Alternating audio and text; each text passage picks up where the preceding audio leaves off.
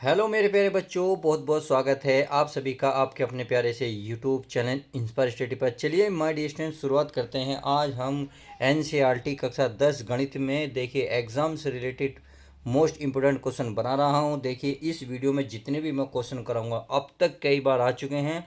2012 से कह रहा हूँ 23 तक कितनी बार कई क्वेश्चन आ चुके हैं। तो ये वीडियो बहुत अच्छी बहुत प्यारी बनने वाली है। कुछ लॉन्ग भी जाएगी बट डजेंट मैटर।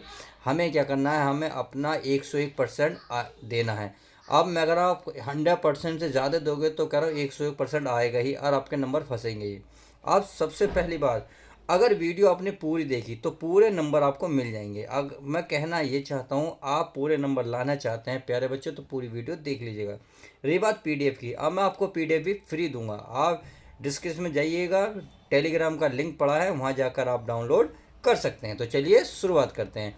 इसमें पहला क्वेश्चन आपके सामने ये रहा। क्वेश्चन बहुत अच्छा है कि कितनी बार आ चुका है, कितनी बार। तो चलिए, अच्छा क्वेश्चन है, 6 मार्क्स का आपको पेपर में देखने को मिलता है। अब हम इसमें क्या करेंगे, इसकी शुरुआत करेंगे। तो पढ़ते हैं क्वेश्चन को। ये कह रहा है, एक रेलगाड़ी 480 किलोमीटर की दूरी समान चाल से तय करती है। यानी कि कोई रेलगाड़ी है, उसकी जो चाल है समान है और दूरी कितनी तय करती है, 480 किलोमीटर की दूरी तय करती है। अच्छा जी, आगे कह रहे हैं, यदि इसकी चाल 8 किलोमीटर प्रति घंटा कम हो तो वह उसी दूरी को तय करने में 3 घंटे अधिक लेगी। यानी कि अब चाल क्या कम कर दी। तो पहली चाल हमें नहीं पता तो पहली चाल मान लेंगे एक्स। उसने चाल कम करी है तो 3 घंटा अधिक लेती है। रेलगाड़ी की चाल ज्ञात कीजिए। अब 6 मार्क्स लाने हैं तो आपको ध्यान से इस क्वेश्चन को देखना होगा। अब तक तो हमने पढ़ा क्वेश्चन। अब देखिए, एक चाल तो प्रारंभ थी, एक उसमें क्या थी, उनने चाल कम कर दी, यानी कि 8 किलोमीटर प्रति घंटा कम हो गई। तो यानी कि उसकी बाद की चाल हो गई। तो चलिए, प्रारंभ और बाद में दो जगह डिवाइड कर लेते हैं। क्वेश्चन बहुत प्यारा है, अच्छा क्वेश्चन है, लॉन्ग क्वेश्चन है, बट 6 नंबर आपको अच्छे से देकर जाएगा। बस ध्यान से समझिएगा। तो यहाँ लिखेंगे प्रारंभ में। तो चलिए, प्रारंभ में क्या क्या हुआ वो चीज़ हम कर लेते हैं। फिर लिखेंगे बाद में, यानी कि बाद में क्या है वो भी हम लिख लेंगे। क्लियर। बाद में। तो प्रारंभ में मान लेते हैं चाल हमारी क्या थी, रेलगाड़ी की मान लेते हैं प्यारे बच्चों, क्या चाल मान लेता हूँ, एक्स किलोमीटर प्रति हावर्स। सही है। अगर मैं इसकी चाल बात करूँ, यानी कि बाद वाले की चाल, तो ध्यान रखना। देखिए, जो पहले चाल थी उसने चाल क्या करी, चाल उसने कम कर ली। कितनी कम करी, 8 किलोमीटर। यानी कि जो पहले थी उसमें से उसने 8 किलोमीटर प्रति घंटा क्या कर दी प्यारे बच्चों, कम कर दी। बात समझ में आ गई। अब चाल समझ में आ गई। अब आगे तो देखिए, अब हमें दूरी कितनी दी थी स्टार्टिंग में, प्रारंभ में दूरी कितनी थी, चलिए दूरी भी लिख लेता हूँ मैं। दूरी थी आपकी 480 किलोमीटर। कितनी थी, 480 किलोमीटर। तो बाद में भी तो दूरी यही थी, क्योंकि दूरी तो हमें वही तय करनी थी, केवल उसने चाल कम करी थी। तो दूरी कितनी हो गई, दूरी हो गई 480 किलोमीटर। तो प्रारंभ में हो गई और ये हमारी क्या हो गई, बाद में हो गई। समझ में आ गया। अब इतना करने के बाद, अब चूंकि देखिए आपको पता है समय बराबर क्या होता है, हैं, समय बराबर होता है प्यारे बच्चों। देखिए मैं लिख देता हूँ, समय होता है दूरी बटे चाल। चाहे मैं प्रारंभ की बात करूँ और चाहे मैं बाद की बात करूँ, समय दूरी बटे चाल हर जगह रहेगा। चाहे आप कहीं भी लिख लो, चाहे पहले लिख लो या बाद में। समझ में आ गया। चलिए, इतनी बात समझ में आ गई तो देखिए, दूरी कितनी थी, 480। क्लियर। चाल चाल थी इसकी प्यारे बच्चों x किलोमीटर प्रति घंटा। इतनी बात समझ में आ गई। अच्छा, आगे देखते हैं। अब अगर मैं इसकी बात करूं तो दूरी तो वही रहेगी, कितनी, 480। अब चाल चाल कितनी निकली, x-8। कितनी, x-8। समझ में आ गई। ये चाल है, यानी कि समय है, तो ये होगा हावर्स और ये भी होगा हावर्स। इतनी बात समझ में आ गई। अब देखिए क्वेश्चन देख, अब नेक्स्ट पेज ले लेता हूँ। पेज हमारा कंप्लीट हो चुका है, पेज पेज हमने नेक्स्ट ले लिया है। अब क्या करेंगे, इसे आगे बढ़ाएंगे। देखिए, अब कहेंगे प्रश्नानुसार। प्रश्नानुसार तो क्या लिखेंगे, मैं लिख ले रहा हूँ प्रश्नानुसार। यहाँ लिखता हूँ प्रश्नानुसार। तो देखिए, प्रश्नानुसार में क्या कहा है, जो प्रारंभ में लगा समय था और बाद में लगा समय, प्रारंभ में अधिक लगा यानी कि प्लस कर दो बस। देखिए क्वेश्चन में कह रहा है, मैं एक बार आपको दिखा देता हूँ। ये कह रहा है तो वही दूरी को तय करने में 3 घंटे अधिक लगते हैं। भाई जब चाल कम करेगा तो प्रारंभ में तो 3 घंटे अधिक लग जाएंगे, तो यही डिफरेंस है। तो बस उसमें अधिक लगे, यही इसको छापना है। तो चलिए लिख देते हैं। तो यहाँ लिखेंगे प्रारंभ में लगा समय, क्या प्रारंभ में प्यारे बच्चों क्या कर लिखेंगे, प्रारंभ में लगा समय प्लस कर देंगे 3, क्या, और बाद में लगा समय, बस इतना करना है आपको, बाद में लगा समय। क्लियर। चलिए इतनी बात समझ में आ गई होगी। अब इसको छापते हैं। तो प्रारंभ में जो समय लगा था, हमें कितना लगा था, 480, कितना, 480/x प्लस कितना, 3, सही है, बराबर बाद में लगा समय कितना है, 480 बटे कितना, x माइनस 8। इतनी बात समझ में आ गई। अब यहाँ से इसको क्या करते हैं, हल करते हैं। तो माय डियर स्टूडेंट, हल करने के लिए क्या करेंगे, आप इसको किसको, यानी कि इसको इधर ही रहने देंगे, इस वाले को उठाकर उधर लेके जाएंगे। तो ये वाली चीज़ क्या होगी, माइनस हो जाएगी, इधर बचेगा 3, कितना बचेगा, 3। तो यहाँ मैं लिखूँगा 3 बराबर 480 बटे में x माइनस कितना, 8, फिर माइनस का हो जाएगा प्यारे बच्चों आपका ये 480 बटे में x बराबर कितना चल रहा, 3। अब देखिए 480 कॉमन है, कॉमन लेके जब मैं नीचे लाऊंगा तो 3 के बटे में आएगा, किसके बटे में, 3 के बटे में। तो ये आ जाएगा 3/480 बराबर, ऊपर बचा 1, ये x माइनस 8, फिर माइनस का 1/x, जो 480 कॉमन था, कॉमन लेके मैंने इधर लिया। क्लियर। चलिए अब क्या करेंगे, इसको थोड़ा सा सोल्व कर लेते हैं। अब इसका एल्सियम लेंगे तो 3 से काटेंगे तो 3 ही कम 3, 3 से काटेंगे 16, तो 160 बार कटेगा, तो बचा 160 बराबर x इधर पहुंच जाएगा, x माइनस माइनस, ये वाली चीज़ इधर पहुंच जाएगी, यानी कि x माइनस माइनस हो जाएगा प्लस, क्योंकि ये माइनस है, ये माइनस है, हो गया प्लस। अब इनकी प्यारा बच्चों आपस में होगी गुणा। तो इस x की x में करोगे तो कितना बनेगा, x स्क्वायर, इस x की 8 में करोगे तो बनेगा 8x। क्लियर। देखो ये माइनस है, ये प्लस है, तो इससे क्या होगा, हमारा कैंसिल हो रहा है। अब इसको इधर गुणा कर लो, इसको इधर कर लो, तो ये हो गया हमारा x स्क्वायर माइनस 8x बराबर 16 8 128 और 0 है। क्लियर। अब क्या करेंगे, इसको इधर लाएंगे तो माइनस का हो जाएगा, तो ये हो जाएगा x square minus 8x minus के 100 यानी कि 1280 बराबर 0। इतनी बात समझ में आ गई। अब इसके करेंगे प्यारे बच्चों फैक्टर। तो देखिए गुणा करके 1280 और घटा के कितने 8, तो अगर 40 और 32 की गुणा करोगे तो प्यारे बच्चों यही आएगा, और 40 में से 32 घटाओगे तो 8 आपको प्राप्त हो जाएगा। तो आपको क्या करना है, बस आपको यहाँ लिखना है x स्क्वायर माइनस 40 माइनस 32 बाहर x माइनस के 1280 बराबर क्या 0, या एक्स स्क्वायर माइनस एक्स किस में गुणा करेंगे 40x माइनस माइनस क्या होंगे प्लस 32x माइनस के 1280 बराबर क्या बन जाएगा 0, कितना बनेगा 0। अब देखिए इसमें क्या कॉमन है x, तो यहाँ बचा हमारे पास x बचा, कितना बचा x, क्योंकि एक x बाहर गया, एक ये वाला x बाहर गया, माइनस के कितना बचेगा 40। अब इसमें देखिए 32 कॉमन है, कितना 32, तो x माइनस 32 से भाग दोगे प्यारे बच्चों 40 बार, कितना 40 बार। इतनी बात समझ में आ गई। चलिए जब इतनी बात समझ में आ गई है तो चलिए हम आगे थोड़ा से इसे हल कर लेते हैं। मैं एक लाइन ड्रॉ कर लेता हूँ ताकि आपको अच्छे समझ में आ जाए। तो हमें जो मिला यू मिला x माइनस के 40 और एक मिला x प्लस के 32 बराबर क्या मिला 0। एक जब इसे x बराबर क्या रखोगे x माइनस 40 बराबर 0, तो x बराबर आएगा हमारे पास 40। एक जब लिख सकते हो यहाँ क्या लिया, जब हमने x माइनस 40, एक लिखोगे जब x प्लस 32 बराबर 0, तो x बराबर माइनस के 32। x क्या माना था, देखिए हमने x क्या माना था, बताएं x बता सकते हो क्या माना था, हमने माना था प्रारंभ में x माना था चाल। आज चाल कभी भी ऋणात्मक नहीं होती, समझ में आ गई। तो हम क्या करेंगे यहाँ लिखेंगे अमान्य, क्या लिख देंगे इसमें प्यारे बच्चों अमान्य। तो यहाँ आप एरो करके अमान्य लिख सकते हो, अमान्य। क्लियर। तो x का मान कितना आएगा 4, तो 40 मिल गई हमें कितनी 40 किलोमीटर। और उसने क्या बूझी थी, रेलगाड़ी की, उसने प्यारे बच्चों चाल ही बूझी थी, रेलगाड़ी की चाल। और हमने चाल क्या मानी x, तो x का मान हमें मिल चुका है 40। तो आप लिखेंगे इसलिए, या अतः कर सकते हो जैसे आपकी मर्जी, अतः लिख लो या ऐसे लिख लो। क्लियर।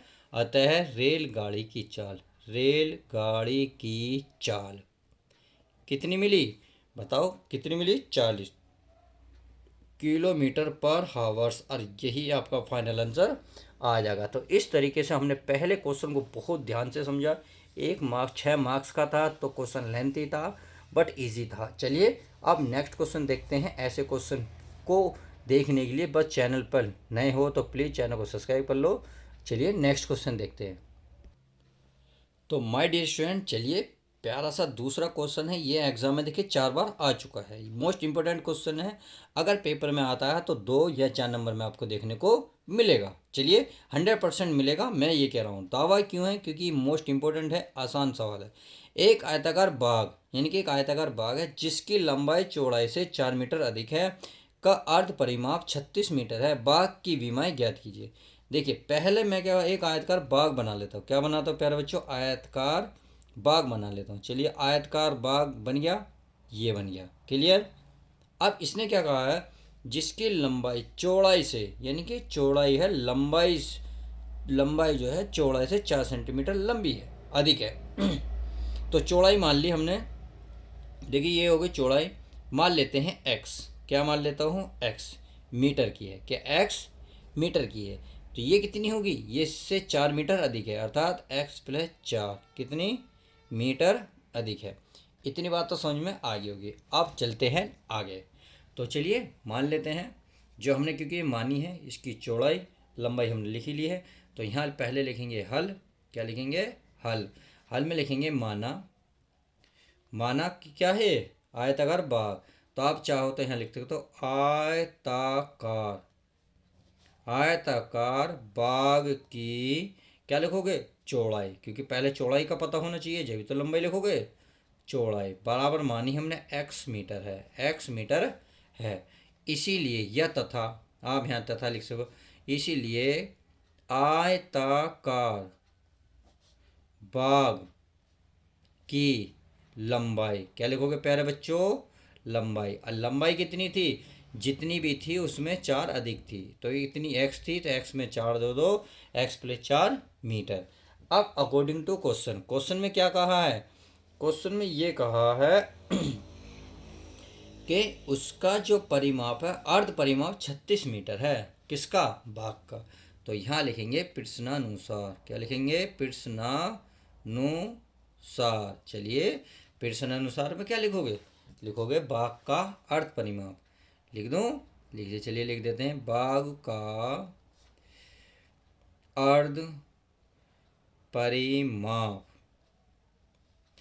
बराबर कितना है, 36 है। क्लियर। और बाग का अर्ध परिमाप होता है लंबाई प्लस चौड़ाई। तो लिख दूं मैं, लंबाई प्लस चौड़ाई। क्लियर, बराबर 36 मीटर। तो लंबाई क्या मानी हमने प्यारे बच्चों, लंबाई मानी x प्लस 4, तो x प्लस 4 प्लस चौड़ाई कितनी मानी, चौड़ाई मानी हमने x, और बराबर कितना 36 मीटर। अब आप खुद बताएं x और x कितना होता है 2x। अब 4 को इधर ले जाओ, माइनस हो जाएगा, यानी कि 36 में से 4 घटाओगे तो कितना आएगा 32। क्लियर। अब x बराबर 32 को 2 से भाग दोगे कितना आएगा 16। तो हमने देखा x का मान निकल कर आएगा 16। तो इसीलिए आयताकार बाग की क्या वजह, विमाएं। विमाएं मैंने लंबाई और चौड़ाई बतानी है, तो बस आपको यही लिखना है। इसीलिए बाग की चौड़ाई यह लिख सकते हैं, अतः यहाँ लिख रहा हूँ मैं, अतः आयताकार, आयताकार क्या, बाग, बाग की चौड़ाई कितनी मानी हमने प्यारे बच्चों, x, और x का मान कितना है 16 मीटर। तथा अब अगर मैं आयताकार का, तुम आयताकार जो बाग है उसकी क्या बूझो, लंबाई, तो बताओ, बता सकते हो लंबाई कितनी आएगी, बताइए। लंबाई कितनी थी, बस जितनी भी थी उसमें 4 ऐड कर दो, क्लियर। एक्स का मान 16 है, तो 16 4 20 मीटर। यही आपका फाइनल आंसर आ जाएगा। तो इस तरीके से ये अगर 4 नंबर में पेपर में आता है तो आप किस तरीके से हल करेंगे, लिखने का एक बेहतरीन तरीका मैंने आपको समझा दिया है। तो चलिए my dear student, next question देखते हैं। बहुत अच्छा, बहुत प्यारा सवाल है। चलिए प्यारे बच्चों, नेक्स्ट क्वेश्चन है आपका द्विघात समीकरण। देखो द्विघात समीकरण से वेरी इंपॉर्टेंट क्वेश्चन है, बहुत बार आ चुका है। इस तरीके का सवाल पेपर में बच्चों को बहुत ज़्यादा प्रॉब्लम करता है। जब रूट देख लेते हैं तो बच्चे डर जाते हैं। अब डरने की कोई बात नहीं, जब साथ हैं आरपी सर। तो डरने की क्या बात है जब साथ हैं आरपी सर। तो देखिए द्विघात समीकरण का मतलब है, ये दे रही है 3x² minus 2√6 into x plus 2 equal है 0 के मूल याद कीजिए। अगर पेपर में आपको देखने को मिलेगा तो 4 नंबर पक्के देखा जाएगा। बस करना क्या है, मेरे साथ शुरू इस क्वेश्चन को शुरू से कर लास्ट तक एक एक पॉइंट को देखते जाइएगा। तो चलिए द्विघात समीकरण को उतार लेते हैं, फिर इसको हल करना शुरू करते हैं। तो ये होगा हमारा 3x²। पहले क्या लिखोगे प्यारे बच्चों, हल। क्या लिखोगे, हल। 3x² माइनस 2√6x प्लस 2 बराबर क्या, 0। सही है। अब देखिए, अगर मैं 3 की और 2 की आपस में गुणा करूँगा, इस इसकी और इसकी, तो आप बताइए मेरे प्यारे बच्चों, 2 की और 3 की गुणा कितनी होगी, 6। अब गुणा करके तो 6 और जोड़ के कितना चाहिए, 2√6। तो मैं इस 6 को ऐसे नहीं लिख सकता, √6 और √6। अगर मैं गुणा करूँगा तो प्यारे बच्चों गुणा कितनी आएगी, 6। अगर मैं इन्हें जोड़ूंगा तो जोड़ के कितना आएगा, 2√2। सिंपल सिंपल सा है, समझ गए होंगे, बहुत सिंपल क्वेश्चन है। तो बस आपको यही लिखते जाना है। तो चलिए इसको लिख सकता हूँ 3x² माइनस, अब देखिए 2√6 के स्थान पर क्या लिखोगे, √6 प्लस √6। तो यहाँ लिखोगे √6 प्लस √6 एक्स। सही है। और प्लस का 2 है बराबर 0। अब इस एक्स की क्या करेंगे, हम गुणा करेंगे। तो चलिए गुणा कर लेते हैं इस एक्स की। तो ये हो जाएगा हमारे पास 3x² minus minus √6x plus minus minus √6x और प्लस का 2 बराबर 0। समझ में आ गई। तो चलिए आगे चलते हैं। आगे क्या करा है, क्या मैं इसको 3 को, मैं 3 को ऐसे नहीं लिख सकता, √3 गुणा √3 लिख सकता हूँ, बिल्कुल लिख सकता हूँ। क्योंकि अभी बताया था जब एक जैसी संख्या होती है रूट के अंदर तो कट के रूट बाहर आ जाता है, रूट कट जाता है, संख्या बाहर आ जाती है। तो बिल्कुल एक जैसी हैं, जब रूट से रूट कटेगा, √3 की गुणा करेंगे तो 3 आएगा। क्लियर। माइनस, अब इसको मैं क्या लिख सकता हूँ, इसको लिख सकता हूँ √3 गुणा √2 इंटू एक्स। सही। इसको भी ऐसे लिख लो, √3 गुणा √2x। सही है। प्लस इस 2 को जैसे हमने √3 लिखा, इस 2 को लिख लो √2। कोई दिक्कत है, कुछ नहीं। इससे क्या होगा, देखो सवाल आसान बन जाता। क्लियर। अब इनमें देखो अब आसान बन गया, √3x कॉमन है, तो मैंने √3x कॉमन ले लिया। तो यहाँ बचा √3x। क्लियर। यहाँ से √3 और x बाहर गया, कितना बचा, √2। क्लियर। अब देखो इसमें बताओ भाई, इसमें आपने देखा होगा क्या देख रहा, √2 दिया, √2 नज़र आ रहा, तो इसे बाहर निकाल लो। चलिए मैं बाहर निकाल लेता हूँ। ये बचा √3x माइनस है, तो चिन्ह क्या होगा, बदलेगा। ये एक √2 बाहर गया, एक बचा √2 बराबर क्या, 0। क्लियर। अब देखो एक जैसे हो गए, तो द्विघात समीकरण की ये पहचान है, अगर इसने एक जैसे दे दिए हमें कोई अंक, तो समझ लो हमने जो हल करा है बिल्कुल सही करा। क्या करा, सही करा। अब इसमें दोनों एक जैसे, पहले इन्हें लिख लो √3x माइनस √2। क्लियर। एक बार इसे लिख लो √2 3x माइनस √2 बराबर क्या, 0। इसने कहा मूल, अर्थात x की वैल्यू पूछ रहा, तो बहुत सिंपल है, ये दोनों एक जैसे हो गए। तो ये गए √3x माइनस √2 का स्क्वायर बराबर क्या, 0। अब इस वर्ग को उधर ले जाओगे तो क्या बनेगा, 0 बन जाएगी। तो ये हमारा बन जाएगा √3x माइनस √2 का स्क्वायर, 0। क्लियर। तो चलिए अब आगे चलते हैं। नहीं तो देखो एक यहाँ से भी हल हो सकता है, क्योंकि यहाँ से भी निकल रहा है ये। अगर मैं x की वैल्यू निकालूंगा तो आ जाएगा √2 को दें रूट प्लस का 2, और एक गुणा की चीज़ आ जाएगी भाग में, अर्थात √3। बट हमें कह रहा द्विघात समीकरण का मतलब होता है हमें 2 पद निकालने होते हैं x के। सही है। तो हम यहाँ से इसको ऐसे भी कर सकते हैं। देखिए यहाँ मैं बता रहा हूँ इसको करके, ये अगर मैं इसको 0 के बराबर रखूँ, √3 x माइनस √2 बराबर 0, तो 2 उधर पहुंच जाएगा। इसका मतलब है ये माइनस वाली चीज़ प्लस हो जाएगी और x की गुणा में गुणा वाली चीज़ भाग में। तो एक वैल्यू तो निकल गई, इससे निकालोगे तो फिर यही आएगा। तो देखिए वो चीज़ें फिर कर लो। तो √3 x माइनस √2 बराबर 0, तो x की वैल्यू निकालेंगे √2 बटे में √3, और ये भी x की वैल्यू है, ये भी x की वैल्यू, और फाइनली उसने यही पूछा है कि मूल बताइए। तो इस तरीके से हमने क्वेश्चन इस वीडियो में तीसरा भी देखा। बहुत अच्छा सवाल था, बहुत प्यारा सवाल था। चलिए अब देखते हैं नेक्स्ट क्वेश्चन इस वीडियो का। चलिए प्यारे बच्चों, क्वेश्चन बहुत प्यारा क्वेश्चन है, 4 मार्क्स का पेपर में आता है। अब यहाँ जरूरी नहीं है 7 हो, यहाँ 5 भी दे सकता है, 2 भी देता है, 3 भी देता है, और क्वेश्चन बिल्कुल एज इट इज़ होगा जैसे 7 को मैं इस तरीके हल करूँगा। अगर मान लो पेपर में आपके 7 की जगह 5 देता है, तो आप 7 जहाँ जहाँ मैं लिखता जाऊँगा वहाँ 5 5 लिखते जाएंगे, आपका एज इट इज़ आंसर आ जाएगा। अगर मान लो 3 देता है तो 7 की जगह 3 3 लिखते चलना। आपका कहने का मतलब है इसी सवाल से आपके बहुत सारे सवाल हल होने वाले हैं। तो 4 मार्क्स पक्के करने हैं, तो वीडियो को पूरा देखते हैं। तो चलिए शुरुआत करते हैं। अब यहाँ करा सिद्ध कीजिए कि √7 एक अपरिमेय संख्या है। यहाँ का अपरिमेय संख्या है, तो हमको क्या करनी है, इसकी कल्पना करनी है और इसका अपोजिट मानना, यानी कि ये परिमेय संख्या है, क्या सहभाज्य संख्या है। तो चलिए लिखते हैं। माना, क्या लिखेंगे, माना, क्या लिखेंगे प्यारे बच्चों, माना √7, क्या, √7 बराबर a/b। मान लेते हैं √7 a/b क्या है ये, जहाँ a और b सहभाज्य संख्या है। क्लियर, ये आपको लिखना होगा। देखिए अगर आप लिखोगे नहीं तो नंबर आपको कट जाएगा, ध्यान रखना, ये आपको लिखना जरूर होगा। तो यहाँ लिख रहा हूँ मैं, जहाँ a व b, a और b क्या है, सहभाज्य, अभाज्य, चलिए अभाज्य लिख देता हूँ मैं, अभाज्य हैं, तथा b नॉट इक्वल 0, यानी कि b जो है आपकी 0 के बराबर नहीं है। बात समझ में आ गई। चलिए अब आगे चलते हैं। हमें क्या करना है, हमें करना है दोनों पक्षों का वर्ग। तो यहाँ लिख देंगे दोनों पक्षों का वर्ग। क्या करेंगे प्यारे बच्चों, दोनों पक्षों का वर्ग। चलिए वर्ग कर लेते हैं। दोनों पक्षों को जो वर्ग करेंगे तो इसका हो जाएगा √7 का स्क्वायर बराबर, ये हो जाएगा a/b का स्क्वायर।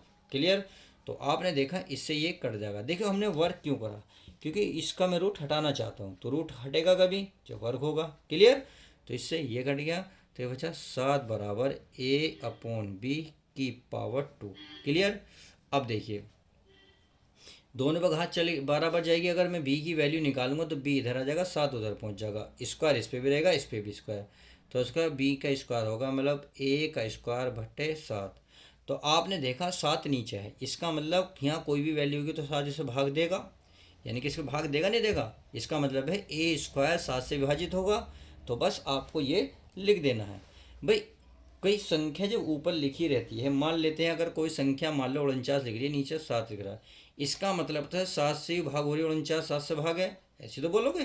तो बिल्कुल सेम यही बोलना, तो a² 7 से विभाजित है। तो यहाँ लिखोगे चूंकि जो आपका a² है 7 से क्या है, विभाजित, तो यहाँ लिखोगे विभाजित है। समझ में आ गई।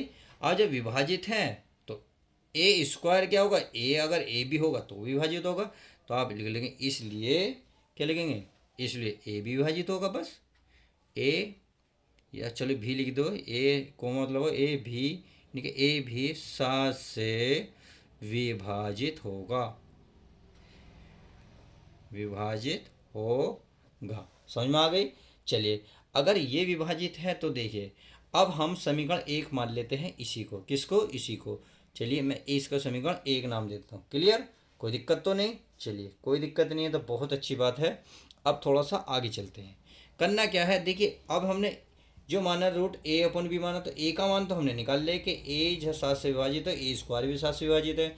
अगर b की वैल्यू और मिल जाए तो मज़ा आ जाए। चलिए उसको भी निकाल लेते हैं, बहुत सिंपल क्वेश्चन है। आपको क्या करना है, अब c मान लेना है। क्या करना है, c। तो यहाँ लिखेंगे माना a बराबर 7c मान लेना, बस सिंपल सा बात है। तो यहाँ लिखेंगे समीकरण 1 से तो समीकरण एक क्या है आपका, बी स्क्वायर। यहाँ क्या है आपका ए स्क्वायर, और ए की वैल्यू कितना है 7c है, ये इसका हो गया वर्ग, क्योंकि क्या है इसका वर्ग, और बटे में कितना प्यारा बच्चों 7। समझ में आ गया। चलिए अच्छी बात है, आपको समझ में आ गया है। तो मैं यहाँ एक लाइन ड्रॉ कर लेता हूँ ताकि आपको बहुत अच्छे से क्लियर हो जाए। अब देखिए इसका वर्क कर लो, इसका क्या करो, इसका फॉर्मूला खोल लो, अर्थात हमें मिलेगा बी स्क्वायर, 7 का वर्ग 49, सी स्क्वायर बटे में कितना है 7। क्लियर। अब देखो अगर मैं सी से 7 काट दूँ, 7 7 49, अर्थात बी स्क्वायर बराबर देखा 7c स्क्वायर। क्लियर। अगर मैं सी की वैल्यू निकालूंगा तो गुणा की चीज़ कहाँ पहुँचेगी, भाग में, अर्थात सी स्क्वायर बनेगा बी स्क्वायर बटे क्या बनेगा 7। तो ये कंडीशन तो वही बन गई ना, ये वाली, कि ए स्क्वायर जो है 7 से विभाजित है। तो आपने देखा ए स्क्वायर भी आ रहा, यह बी स्क्वायर भी तो आ रहा है। बी स्क्वायर का मतलब आप भी 7 से मल्टीपल कुछ भी रखोगे, चाहे स्क्वायर क्यूब स्क्वायर करो क्यूब करो, 7 से विभाजित होगा, या कुछ भी रखोगे, इसका नीचे जो 7 आ रहा है इसका मतलब तो यही होगा कि 7 से ऊपर वाली संख्या भाग होगी, या ऊपर वाली संख्या 7 से विभाजित हो जाएगी। तो आप लिख सकते हैं यहाँ बी स्क्वायर भी 7 से विभाजित है। यहाँ लिख लो बी स्क्वायर 7 से विभाजित है, 7 से भी लिख सकते हो, भी विभाजित या विभाज्य है, कुछ भी लिख लो। सही है। ये लिखने के बाद आपको देखा, आपने देखा ए स्क्वायर या बी स्क्वायर दोनों विभाजित हैं एक कौन सी संख्या से, एक संख्या से, वो कौन सी संख्या है 7। तो हमारी जो धारणा थी वो गलत साबित हो गई, ए अपन परिमेय संख्या नहीं है, क्या है तो फिर अपरिमेय संख्या है। बस आपको ये लाइन अब लिख देनी है, बहुत प्यार से लिखनी है। देखिए घबराना नहीं है, बहुत आसान क्वेश्चन है। तो हम लिखेंगे अतः ए व बी दोनों किससे विभाजित हुई हैं, दोनों 7 से। 7 से लिख सकता हूँ विभाज्य, विभाजित लिख दो, विभाज्य लिख, जैसी आपकी मर्जी, विभाज्य लिख दिया, विभाज्य है।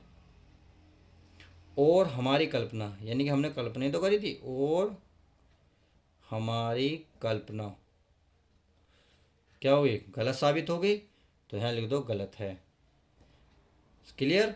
हाँ, अतः यह हम कह सकते हैं, हम कह सकते हैं। देखिए अपनी लैंग्वेज में जो चाहो लिखना, पर ये जरूर लिखना ए और बी किससे विभाजित थी, 7 से। अगर देखिए इसमें 5 देता तो यहाँ 5 आ जाता, तो आप लिखते ए और बी दोनों 5 से विभाजित है, बाकी सब कुछ ऐसे ही लिखना है। सही है। हम कह सकते हैं कि हमने क्या लिया, रूट 7 एक क्या है, अपरिमेय संख्या है, अपरिमेय संख्या है। इस तरीके से हमने ये क्वेश्चन भी बहुत अच्छे से कवर कर लिया है। उम्मीद है एक एक सवाल जो मैंने समझा बहुत अच्छे से, बहुत प्यार से समझ में आ गया होगा। तो चलिए अब ऐसे ही सवाल नेक्स्ट वीडियो में लूँगा, वन शॉट वीडियो के साथ मिलते हैं नेक्स्ट वीडियो में।